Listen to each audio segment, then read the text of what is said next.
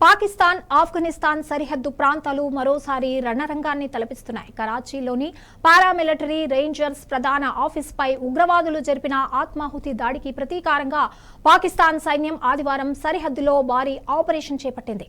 ఈ దాడిలో కీలక కమాండర్తో సహా 28 మంది ఉగ్రవాదులను హతమార్చినట్లు పాక్ ప్రభుత్వం ప్రకటించింది. కరాచీలోని సింధ్ రేంజర్స్ ప్రాంతీయ కార్యాలయంలోకి ఉగ్రవాదులు పేలుడు పదార్థాలు నింపిన వాహనంతో దూసుకెళ్లారు.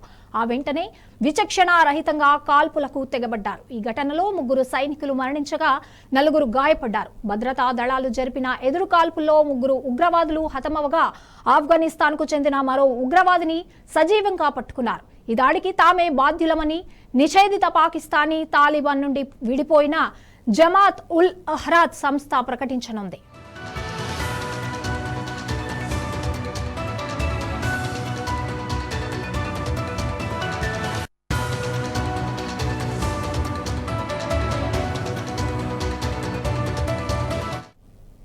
ఈ దాడిపై పాక్ ప్రభుత్వం తీవ్రంగా స్పందించింది. ఇంటెలిజెన్స్ సమాచారంతో ఆఫ్ఘన్ సరిహద్దులోని బజౌర్ జిల్లాలో బూతల దాడులు ప్రారంభించినట్లు పాక్ సమాచార మంత్రి అతావుల్లా తారార్ తెలిపారు. ఈ ఆపరేషన్లో మోస్ట్ వాంటెడ్ కమాండర్ ఖాన్ ఫరోహ్ సహా 3 ఉగ్రవాదులు హతమయ్యారు. అనంతరం పాక్ వైమానిక దళం ఆఫ్ఘనిస్తాన్ భూభాగంలోని పక్తికా కునార్ ప్రాంతంలోని ఉగ్ర స్థావరాలపై ఖచ్చితమైన వైమానిక దాడులు జరిపింది. ఈ దాడుల్లో మరో 25 మంది ఉగ్రవాదులు మరణించారని, వారి ఆయుధాగారాలు ధ్వంసమయ్యాయని మంత్రి వివరించారు.